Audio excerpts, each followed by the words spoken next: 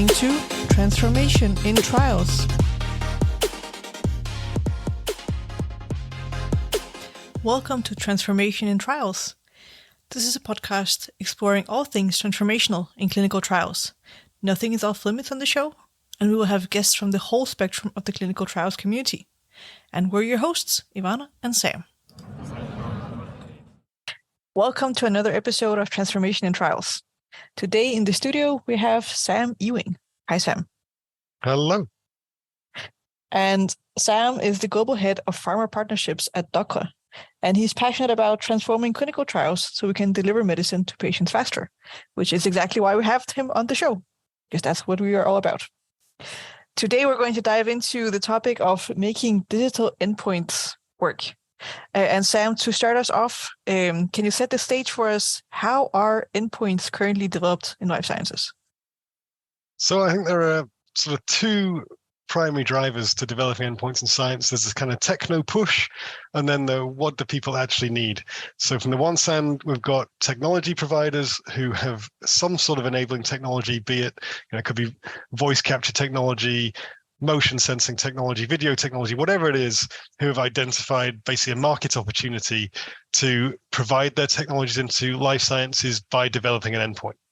And we see that with companies like, a great example would be Actigraph, who recently had an endpoint approved by the FDA as the first primary endpoint for a digital endpoint with a bellerophon.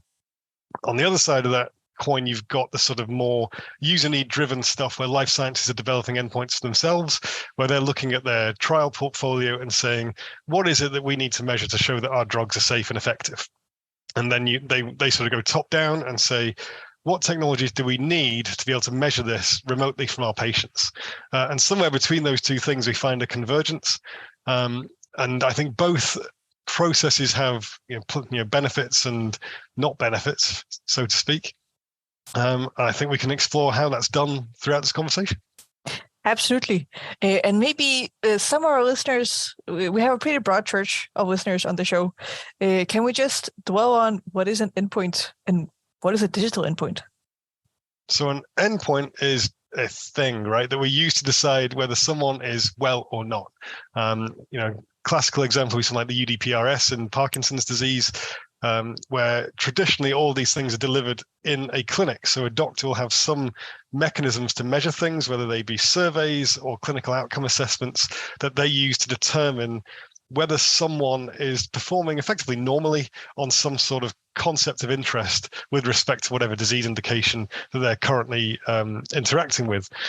From the point of view of a digital endpoint, it is a slightly confusing phrase in my mind, since there are lots of things that you can digitize, and those could all still remain in the clinic. A classic, sort of archetypal example in digital health is that medical imaging is very much a serious digital health technology, but it's quite often not sort of considered in the same bucket. So I think when we talk about digital endpoints and digital health, it's almost a little bit euphemistic to talk about technologies that we can deploy outside of clinics into patients' home. And I think more often than not, what we're really talking about is things like smartphones, wearables, nearables, hearables, you name it, that sort of stuff. But that's not to detract from all of the amazing digitization that's happening in healthcare and life sciences. It's just that I feel that with the view of our listeners and certainly the people I interact with, when we're using phrases like digital endpoints and digital health, we're normally talking about technologies that face patients directly in their own home environments. I like that distinction. And also the idea that medical imaging is, in fact, a digital endpoint in itself. There's nothing new here. We've been doing this for a long time. But when we say digital, we actually mean kind of digital. There's the digital technology, then there's the digital. Exactly. It's something I think that consultants have got away with for a long time. They keep digitizing everything. And the fact is lots of things have been digitized already. That's hilarious. But yeah, so we're talking about digital technology in the sense that in patients' homes, mediated by a smartphone and some technology connected to that, and how do we start measuring stuff that makes sense from a clinical perspective? Exactly. All right, and so when you develop a digital endpoint, what would the regulatory process be to having that verified? That's a great question. I suspect many of us working in this field and listening to this wish we knew the answer to that. So the regulations can be frustratingly vague. So I think it's probably better to take a sort of slightly more academic point of view on this. So what we're really looking to do is to identify a measurement that will demonstrate that it is sensitive to changes in a concept of interest in an indication that we're interested in. So perhaps it's easier to sort of frame this in the context of a specific indication. We mentioned UDPRS. So if we think about Parkinson's, which is associated with tremor and bradykinesia and rigidity of movement, traditionally it still is assessed by a clinician using a paper-based score inside a clinic. It's very subjective. It happens very infrequently. And is not particularly sensitive. So there are lots of things that we can measure here with inertial motion units, which we find in smartphones and smartwatches. And there are things we can do with smartphones to measure, like you can develop clinical outcome assessments involving things like tapping the screen, that kind of thing. And the aim of developing these tools is to demonstrate sensitivity to things like if you're using drugs, does that improve a person's performance? And how do we then validate and verify that that's actually what our measure that we've developed really does? And the current process is to compare it back to that conventional gold standard. So we go back to the UDPRS and say, a clinician measures this and they get a score of whatever it is. It's a nominal scale. We're going to get a fairly non-granular range of numbers. It's really an ordinal scale that we're then going to have to compare very granular data with. And the data science will look for correlations between the outcomes from the traditional assessments and the outcomes from the newly developed digital assessments, which is the best we have at the moment. I think it is fair to ask questions whether it is really the best approach. And I'm not saying we know that what the better approach is, but we're really comparing apples and oranges. So we have highly granular contemporary data being compared to data of a completely different class, ordinal outputs from a subjective measurement. So quite often we see it's quite difficult to find correlations. It seems clear that there is in fact a signal in our digital data, but it doesn't necessarily map to what we have already called the gold standard. And I think it's not unreasonable to ask questions around, is the gold standard gold enough effectively? And back to where I started there, I think that's where the regulators struggle as well, right? So when I say, I think we would all benefit from much clearer guidance from the regulators, I don't think they have the best answer either. So I think we're all in this together and we're moving forward to work out the best way to develop these endpoints. Sometimes the technology kind of surprises us. Suddenly we have more data, we can do more with it, but it's kind of outside of the box of what we already have. And then we all kind of scramble to figure out, well, how do we do this? How do we make this work? Let's move a little bit more to the aspirational side of things. If we could make digital endpoints work for our clinical trials, what would that mean? What would the benefits be? The benefits would be enormous. And first and foremost, we would be moving into a world where patients no longer need to go on site to participate in clinical trials. So this makes it a lot easier to find and retain patients. To participate in those trials, it increases the diversity of those populations. And these are huge problems facing clinical trials right now. Finding the patients in the first place, keeping them engaged, and allowing that trial to really fit around their lives rather than their lives having to stop every time they've got to go on site. What we also see is that we really lack diversity across a lot of our clinical trials. I mean, to use a phrase I read earlier, I mean, a lot of our participants are pale and male, is one way to put it. So we end up with drug approvals based on a very small cross-section of the society that we're actually trying to serve, which is a really suboptimal situation. So what we're really looking to do is to move all of that stuff into the person's home environment, so that we can increase participation, we increase the ecological validity of the data because we're now actually capturing the data that we need to see in that patient's life. I mean, when you're only seeing someone maybe, I don't know, once every 6 months for a couple of years across a trial, you're only going to get like 3 days of data. And on those days, they probably travel to a site, so they're not really they're stressed by the travel, they're stressed by the interactions with their healthcare professionals. So we can remove all of that and get a much clearer picture of what their behavior really is whilst they're at home, whilst they're in the environment that they will want to be in when they're being treated by this drug, should it get approved. And with all of that, so we've solved an enrollment problem, a recruitment and retention problem, a diversity problem. We should also drive down the costs. And what we're seeing in some of the work coming through now is that the sensitivity of the measures that are being developed is such that you can actually reduce the size of the trial that you're running in the first place because your measurement is more sensitive. So you don't need as many participants, so you can complete your trial faster, which means your drug approvals should come through a lot quicker. So everybody benefits. The companies developing the medicines benefit by running quicker, less expensive trials. Patients benefits because drugs are on the market quicker and therapies are being delivered. So I think everyone involved in this space really, it's really clear what the benefits should be. And at the moment, like as we've indicated, right, the challenge is getting to this sort of golden future that we all believe exists, so that we can really deliver those medicines quicker. And one of the things that often happens when we try to collect data from the real world, after, for example, in post-marketing data, we get way more messy data. In a clinical trial, everything is nice and neat, and because also we control the way that the data is collected. Do you think that might also be a challenge if we move closer to the patient's home environment, that the data that we get is more messy, for lack of a better word? Absolutely right. But the flip side of messy, we can call it noise if we're going to use engineering terms, is we're always looking for signal with respect to noise. And in that clinical environment, we effectively narrow down our focus onto probably a single aspect of a patient's behavior, so that we basically remove all the noise, so that any signal in there we can see. But at the same time, that behavior that we've narrowed in on is, it's arbitrary. It's effectively pointless, meaningless to the patients. So the noise that we're actually capturing isn't noise per se. It's real data. It's reflective of that patient's experience. What the real issue is that we don't yet know how to analyze all of it. But that's not to say that we shouldn't be moving in that direction, because what we've seen over the course of innovations over many decades is that the more data you collect, the better you get at analyzing it, and methods are improving all of the time. So it's entirely reasonable to believe that we'll be able to sort the signal from the noise as we move forward. And I don't think as a community of people developing digital endpoints, we should be put off by the fact that our data is noisier. It's noisier because it's richer, it's more interesting, and it's more reflective of the patients that we're trying to serve. And have you seen any steps emerge toward this golden future that have been working?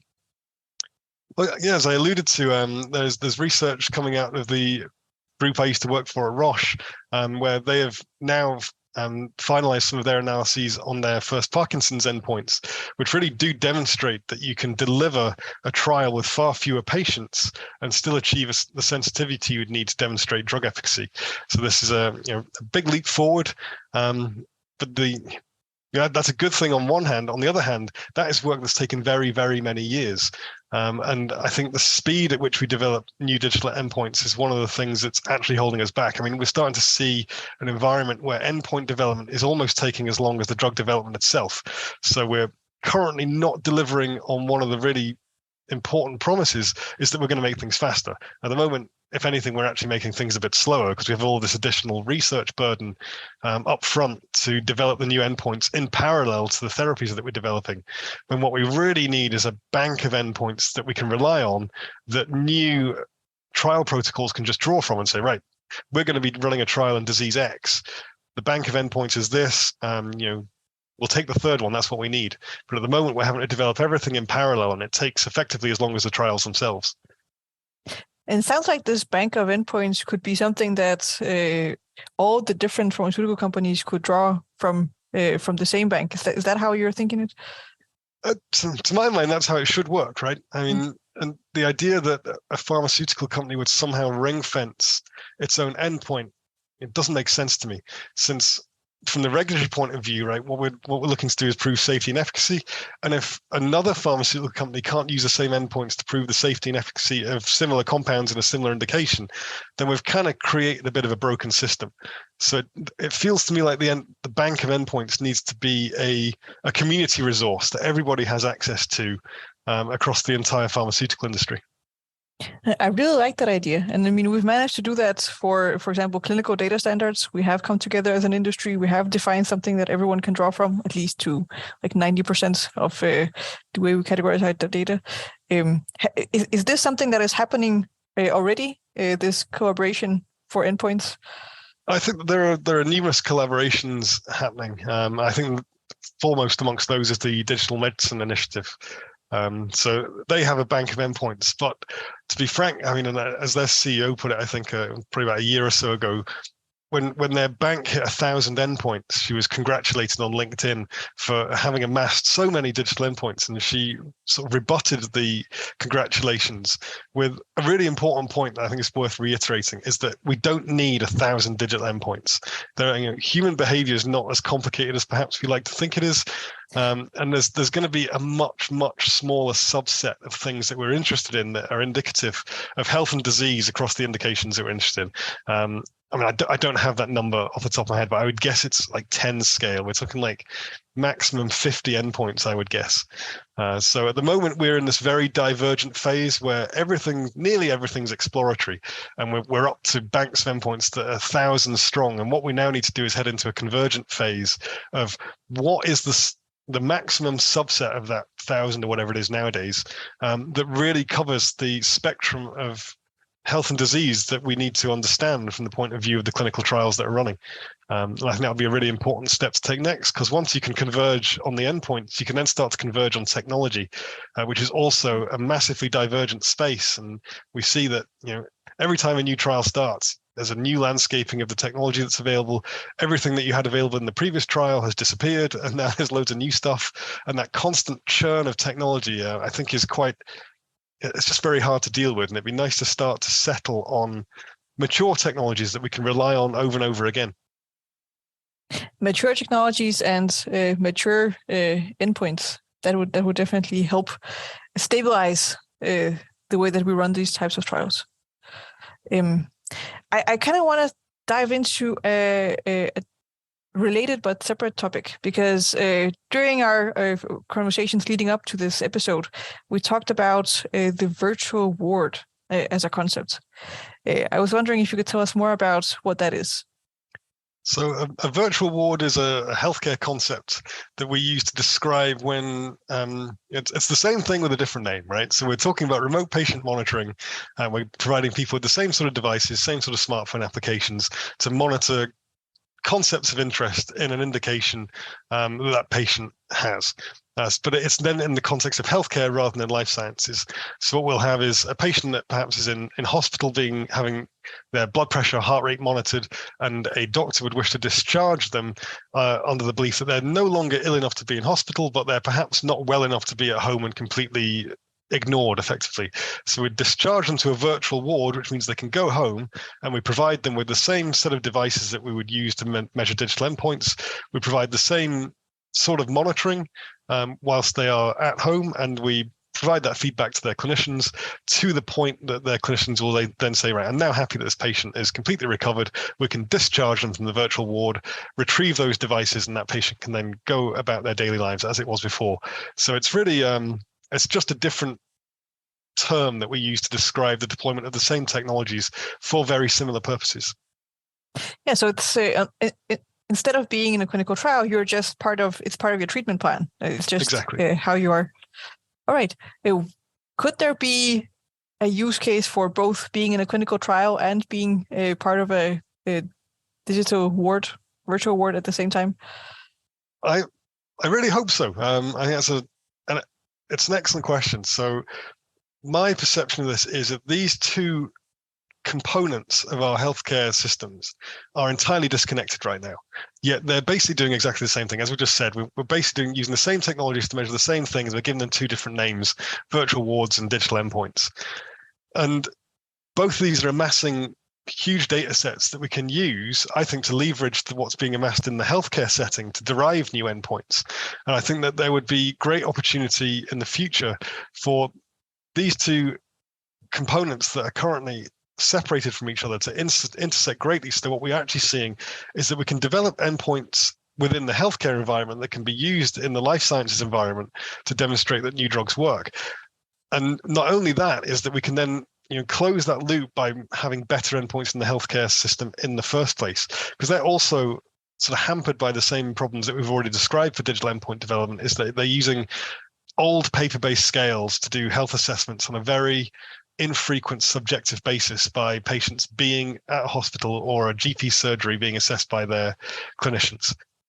And if we can actually, the more of that we can digitize, the more clinical capacity we release in the healthcare system, and the more we have access to that bank we've talked about of endpoints that can be used across the whole spectrum of developing new therapies and delivering existing therapies.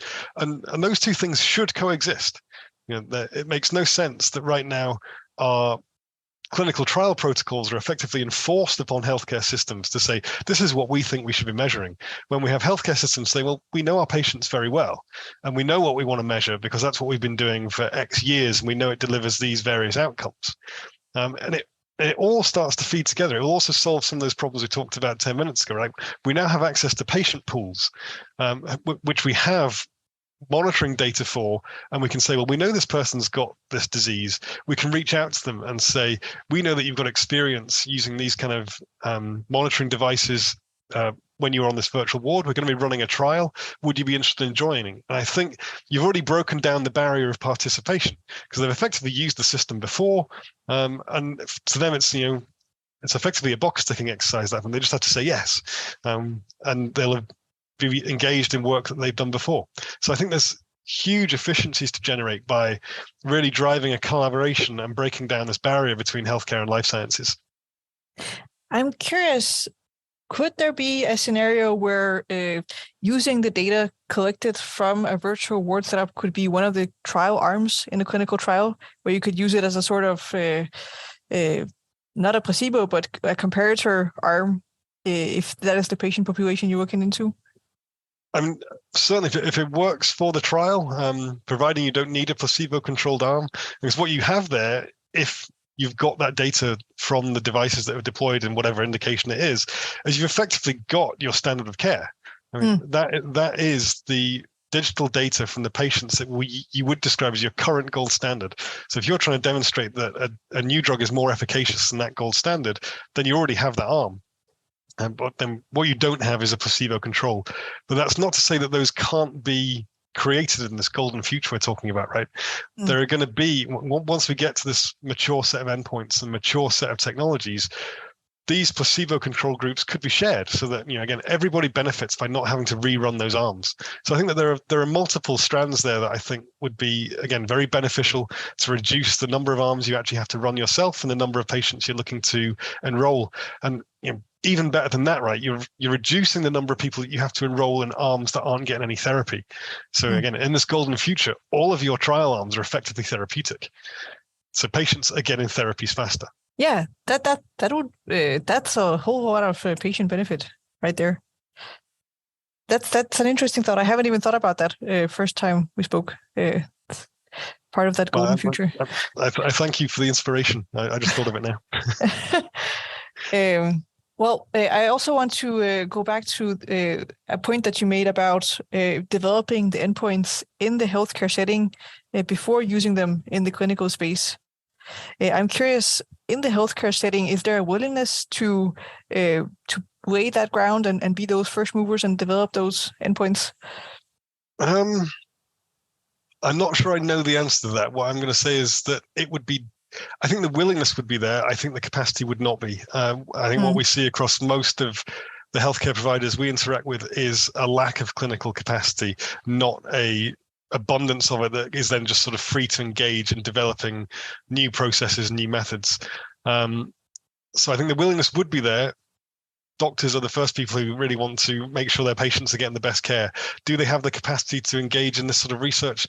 Probably not. So we also need to find ways to reduce the burden of their work that they have all at the moment so that they can increase their capacity to drive innovation in healthcare. And again, this still fits within the context of the conversation we're having, that they're burdened by old-fashioned processes and procedures, by having to, copy their own handwritten notes into electronic health records. I mean, we talk about the golden future of digital endpoint development.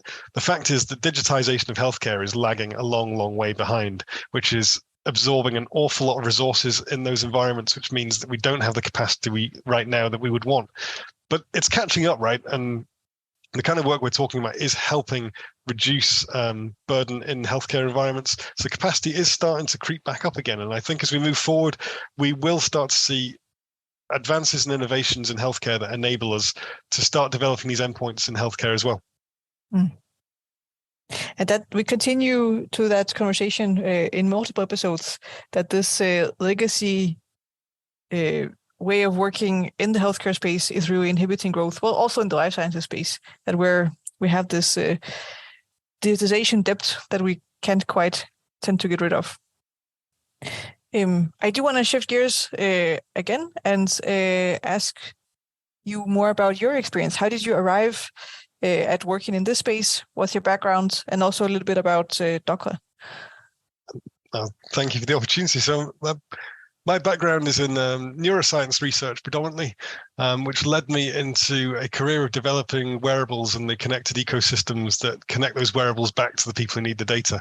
So I've developed wearable EEG headsets for epilepsy, upper arm wearables for cardiology, and digital endpoints in the pharmaceutical industry.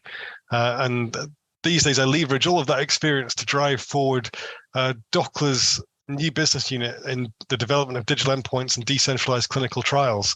Doccla are currently the leading provider of virtual wards to the UK NHS, where we are successfully monitoring very many patients to reduce number of bed days by as much as 30%, and are actually contributing to that increase in clinical capacity that I mentioned previously. So I'm very excited to be working with Doccla and really helping reinvent healthcare and seeing how we can use that to also reinvent life sciences.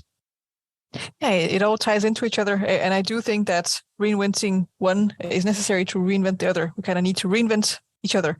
They need to move in parallel. Yeah. And that's a perfect segue to the question that we always ask our guests.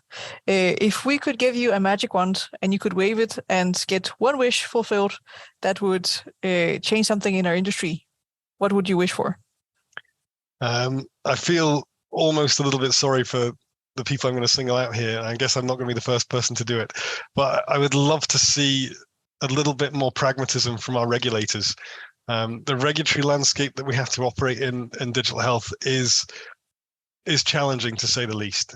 It's obviously recognized by everybody that we have to demonstrate the safety and efficacy of the products that we're developing, and we have to provide very clear, well-traced documentation to our regulators to demonstrate that that is true. I would say to our regulators, it'd be great if you could also provide clear and well-traced documentation that defines to us what it is that we need to do. At the moment, that I would say is as clear as mud, and that the number of guidances that we receive that are interpretable in 1,001 different ways doesn't make it any easier for the innovators in this space to actually drive forward the changes that we need to make. I completely agree with that. That would be an awesome thing to change. Well, Sam, I really enjoyed speaking to you, and I'm sure that our listeners have enjoyed listening to this episode. So if people have follow-up questions or would like to connect with you based on what we've talked about, where can they find you? They can find me at sam@doccla.com, on LinkedIn, or via doccla.com, our website. And I'd be delighted to connect with anybody. Awesome. Well, thank you so much for coming on the show today. Thank you very much for having me. You're listening to Transformation in Trials. If you have a suggestion for a guest for our show, reach out to Sam Parnell or Ivana Rosendahl on LinkedIn. You can find more episodes on Apple Podcasts, Spotify, Google Podcasts, or in any other player. Remember to subscribe and get the episodes hot off the editor.